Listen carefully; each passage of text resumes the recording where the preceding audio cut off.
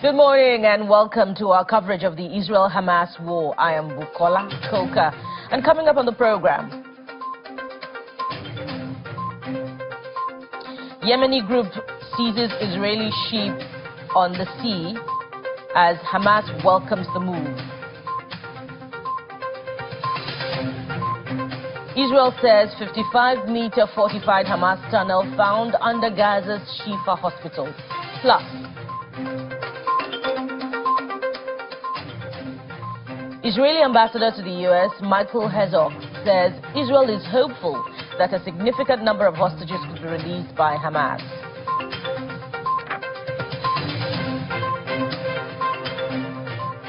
Let's now continue our conversation as we speak with Dr. Kunle Olawunmi. He's a former defense attaché to Israel between 2003 to 2007 and a retired Navy Commodore and currently the head of Department of International Relations and Diplomatic Studies at Chrisland University, Abeokuta, Ogun State, Southwest Nigeria. Welcome, Commodore Olawunmi. Thank you for joining us on the program. Yeah, thank you very much for having me. I've been having issue with network here, but I can hear you clearly. Indeed, we can hear you clearly on this side of the divide as well. And as we start off, give us a sense of what could be going through the minds of the warring parties on both sides, particularly with regards to the hostage situation. Over the past week, we heard that two hostages, the corpses of two hostages were found, and Hamas is offering the release of 70 out of 240 in exchange for a 5-day ceasefire. Could this be a signal to what many may consider the bleak fate of the remaining hostages? Yeah, thank you very much for the question. It is not. Usually in negotiation, everybody is trying to get advantage, but there's always suspicion in this kind of situation that we have in Gaza. I think it's an advantage for Hamas in a way that they're able to take some hostages so that they can negotiate in the future. But usually they're going to release them in piecemeal. They will release some, gain some advantage. It does not mean in any way in negotiation that there's a bleak fate for those people that are not released yet. I think they're going to keep their best hostages for now so that they can get a better deal in the future. But having said this, the situation in Gaza is very unfortunate. I have people saying that it's a fight between civilization and evil. I really have my doubts because what has happened the past few days, the loss of life of about 12,000 people, and children, a lot of injured. This does not show that this world since 1945 has moved forward. I think we've taken a few steps forward during the Cold War, and we have taken about 4 or 5 steps backward since the issue in Iraq, Afghanistan, Libya, Syria, Ukraine, and now. I think the world is going backward, and it's unfortunate that those people that are supposed to lead international peace and regulations are the one behind some of these atrocities. The Russians, the United States, the French. By and large, you see that the ultimate aim of the war in Gaza is actually economic. It's because of the gas off the coast of Gaza, the oil and some mineral resources there. And it's unfortunate that people will set a trap for a militant organization just because they want to have advantage economically. If you look at 9/11, you cannot tell me that the Americans were not aware. Their objective was different. What happened in Gaza, October 7, was a trap. I've known in my work that there's no way the Mossad that has men inside the Gaza does not know that event will happen. There's no way they will deny the fact that Egyptians gave them a hint 3 days before the attack that it was going to happen. So setting a trap because of economic reason and killing people as if they do not matter is something that is very, very, very discouraging. And it just shows that the world has gone backward. The effort to allow us to have peace, global peace, has been thwarted by the same people that were given the... Pardon me, Dr. Commodore Olawunmi, you've said quite a lot here that I want you to clarify. Are you saying that, some Western powers are in this on either side of the warring parties for their selfish benefits? And I'd like you to clarify that. And when you say that, some people set a trap and some people had intelligence that October 7 was going to happen, can you please clarify who exactly had intelligence and who are you saying that Egypt gave intelligence? So Egypt is perhaps on one side of this war, perhaps the Hamas, if that's what you're suggesting. Exactly. It's always happened. Even in Nigeria, as we are, we have tried to, plan activities like this. I don't want to be too specific because Abacha wanted to be president. Nations go to war to achieve some other political reason or economic reason. As I mentioned with boldness, and you can confirm, 9/11 was known by the CIA and some other people, even the Mossad. The event on October 7 was well known. I had activities in Israel before. As you mentioned, that I was an attaché there. I trained with the Shabak and some of these Mossad people. They have men inside Hamas. There's no way they will plan that activities, and Israel they pretended they didn't know. It was a trap. And it's very bad. We are talking about global peace, development, progress, and some people somewhere, for economic reasons, they will plant this type of thing. Look at how Iraqi is today. The Americans are all over Iraqi. If you go to Libya, they are there doing business. If you go to Yemen and so on. So these are the things that fundamentally I want our audience to understand beyond the skirmishes, bombing of hospitals and so on. Why is America looking back? Why are they there with 2 aircraft carriers and several ships? It's because for economic reasons. The Europeans, they need gas now because of the Russian-Ukrainian war. And now here at the backyard in Gaza, you have a lot of gas, almost 1.4 trillion cubic meters of gas. And you want to leave that in the hands of Hamas? You see at the end of the day, Israeli, they're going to take over those areas and start mining gas there. But the Israeli ambassador said, pardon me, sir, the Israeli ambassador said just yesterday, and which we have played back today, categorically, that Israel has no plan whatsoever to take territory from Gaza, that they only want to decimate Gaza's, Hamas's capability to be able to attack Israel in the future. And that's all the plan that it has. As a matter of fact, the Israeli ambassador to the United Kingdom was telling the international media over the weekend that they're proposing a Marshall Plan, just like the post-Second World War, for the redevelopment and reconstruction of Gaza. What do you make of this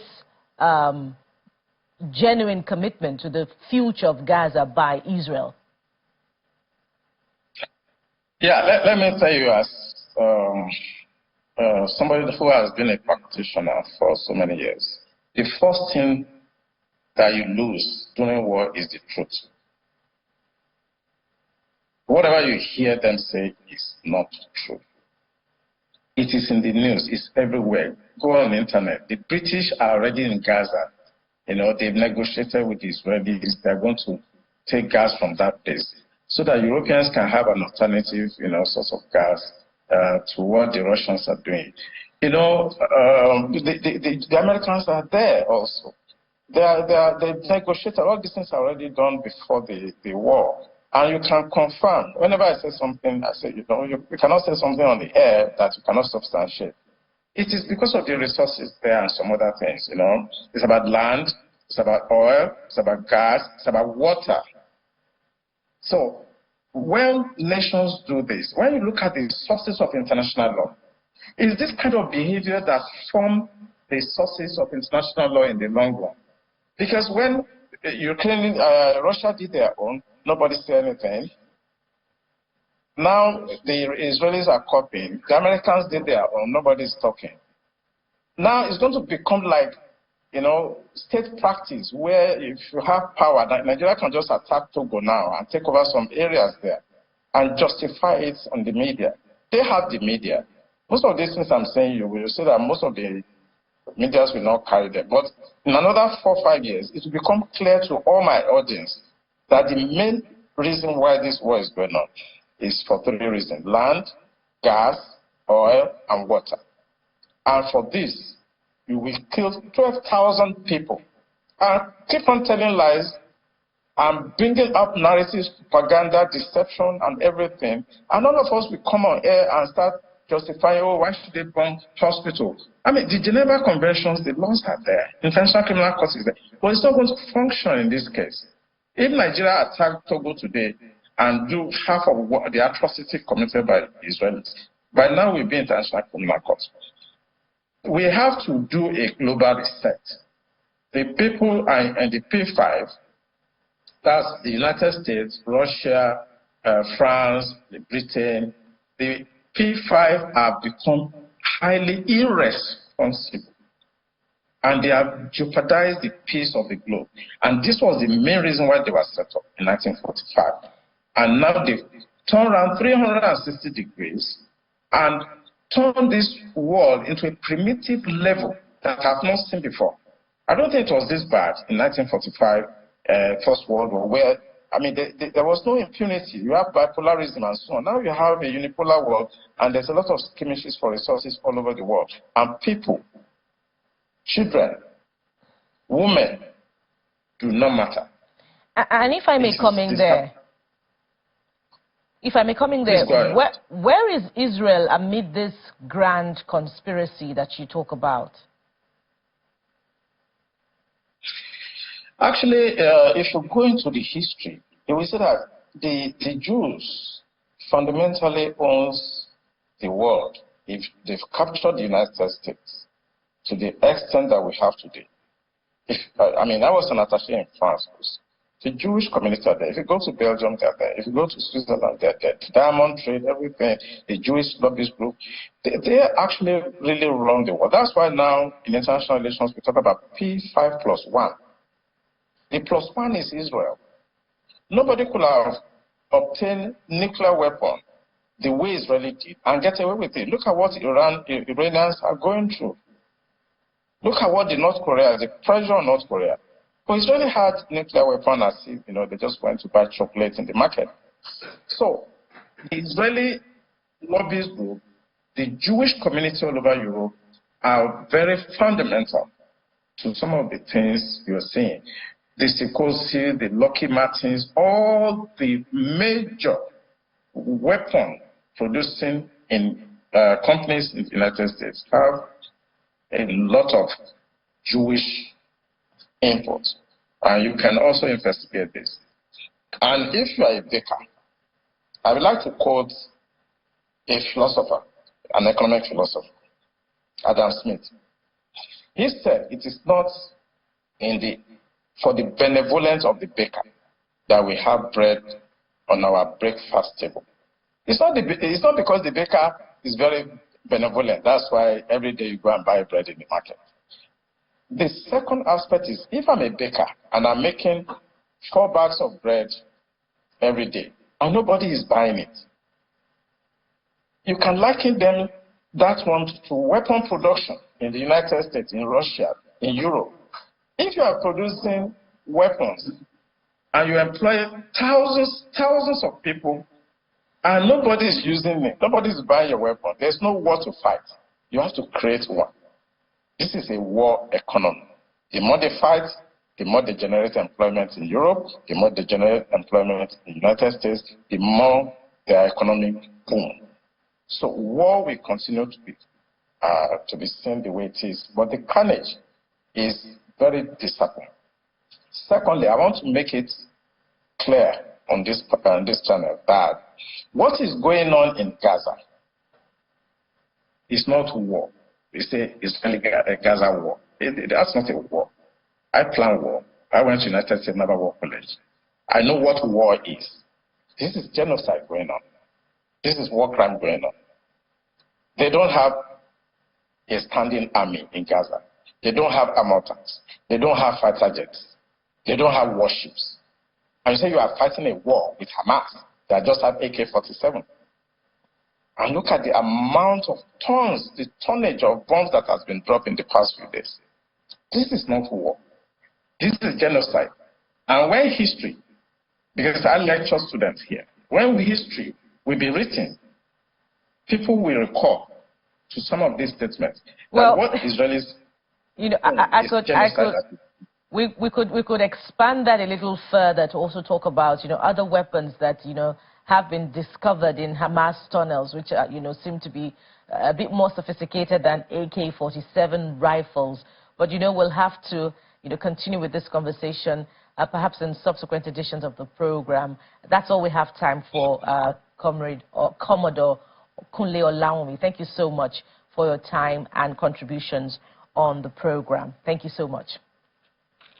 It's a pleasure having you. Thank you. And still to come,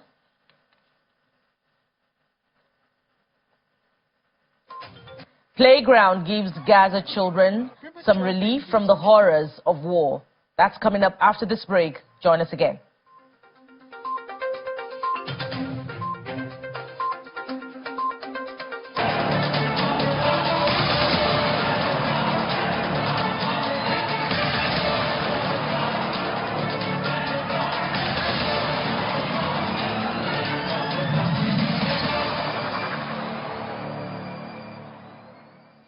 Welcome back. Thousands of people continued their march on the highway to Jerusalem, calling on the Israeli government to do more to secure the release of around 240 people held hostage by Hamas. Relatives and supporters of the hostages have been marching from Tel Aviv to Jerusalem and camped overnight just outside Jerusalem before the fifth and final day of their walk towards Israeli Prime Minister Benjamin Netanyahu's office on Saturday. Holding pictures of the hostages and missing relatives, the demonstrators waved Israeli flags and chanted, "We won't give up. We demand the hostages' release."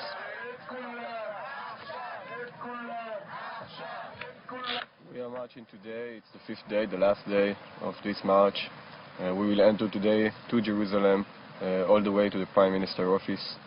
And we are here, thousands of people, of course the family of the hostages, and and with us, thousands of Israelis came to support us all the way to achieve our demand, to show our demand to the government, to the cabinet members, to do everything they can to bring the hostages back. We are expecting from them to meet with us. We are expecting for them to tell us how they're going to do it, and we cannot wait any longer. So we are demanding from them to do that now, to pay any price to bring the hostages back. Today is my husband's birthday. He's 63, and his mother, Yafa Adar, is kidnapped. She's 85-year-old, and we are not with her, and we are marching. We are marching to Jerusalem to bring her back, to shout and to say that she must be here back with all the kidnapped. We don't have time. We don't have 1 hour more. We don't know if she is alive. And in the midst of the war, Palestinian children still find themselves some relief from the horrors of Gaza. At a playground in Khan Yunis, laughter and shrieks of delight echoed across the playfield as the youngsters played on swings and slides. But the war is never far away, according to one 13-year-old girl who says in her Arabic language that children want the war to end. They're living a big nightmare. Nearly 5,000 children have been killed out of 12,300 Palestinians since October the 7th. That's according to the health ministry in Gaza.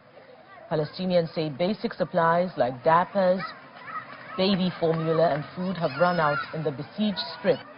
Hundreds of thousands of displaced Palestinians, including children moving from northern Gaza to the south, have been sheltering in UN schools with little access to basic needs.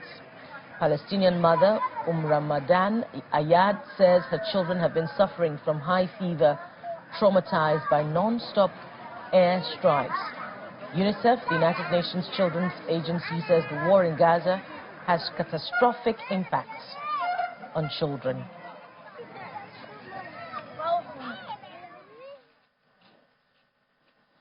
While we remember to spare a little thought for those little ones during the week, we end the program today. Thank you so much for watching. Join us again same time tomorrow when we'll bring you another edition of our coverage on Israel-Hamas war. I am Bukola Koka. Bye for now.